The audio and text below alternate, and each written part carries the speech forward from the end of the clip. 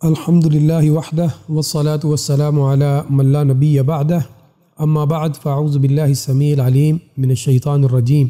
نبی صلی اللہ علیہ وآلہ وسلم کی یہ سنت ہے کہ آپ صلی اللہ علیہ وآلہ وسلم قربانی کا جانور خود اپنے ہاتھ سے ذبح کیا کرتے تھے، تو ہمیں بھی چاہیے کہ ہم نبی صلی اللہ علیہ وآلہ وسلم کی سنت کے اوپر عمل کرتے ہوئے یہ کوشش کریں کہ ہم اپنے ہاتھ سے قربانی کا جانور ذبح کریں۔ انس رضی اللہ تعالیٰ عنہ سے روایت ہے ان النبی صلی اللہ علیہ وسلم نحر 7 بدنات بیدہ قیاما وضحى بالمدینة بکبشین اقرنین املحین۔ نبی صلی اللہ علیہ وآلہ وسلم نے کھڑے 7 اونٹ اپنے ہاتھ سے نحر کیے اور مدینہ منورہ میں 2 سینگوں والے چتکبرے مینڈے نبی صلی اللہ علیہ وآلہ وسلم نے خود اپنے ہاتھوں سے ذبح کیے۔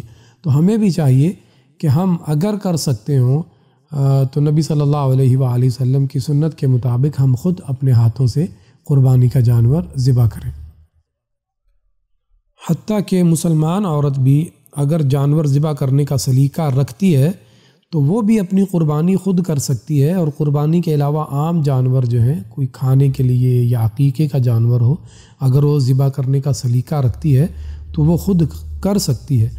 امام بخاری رحمۃ اللہ علیہ نے صحیح بخاری میں یہ روایت بیان کی ہے کہ ابو موسیٰ رضی اللہ تعالیٰ عنہ نے اپنی بیٹیوں کو حکم دیا کہ وہ اپنی قربانیاں خود ذبح کریں۔ یہ روایت مصنف عبدالرزاق کتاب المناسک میں بھی موجود ہے۔ اسی طرح علامہ عینی رحمۃ اللہ علیہ ارشاد فرماتے ہیں کہ اس حدیث میں دلیل ہے کہ عورتیں جب اچھی طرح ذبح کر سکتی ہوں، ذبح کرنے کا سلیقہ رکھتی ہوں، تو وہ اپنی قربانیاں خود ذبح کر سکتی ہیں۔ اسی طرح صحیح بخاری میں کعب بن مالک رضی اللہ تعالیٰ عنہ کی حدیث سے بھی عورتوں کے لیے جانور کا ذبح کرنا جائز معلوم ہوتا ہے۔ کعب رضی اللہ تعالیٰ عنہ بیان کرتے ہیں کہ ایک عورت نے پتھر کے ساتھ ایک بکری ذبح کر دی تو نبی صلی اللہ علیہ وآلہ وسلم سے اس کے بارے میں پوچھا گیا تو آپ صلی اللہ علیہ وآلہ وسلم نے اس کو کھانے کا حکم دیا۔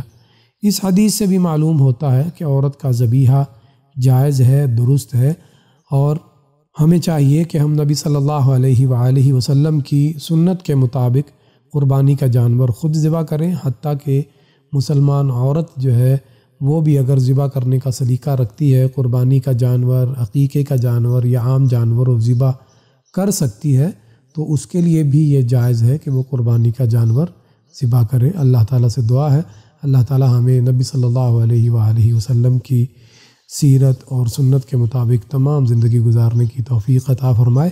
آمین۔ وآخر دعوانا ان الحمد للہ رب العالمین۔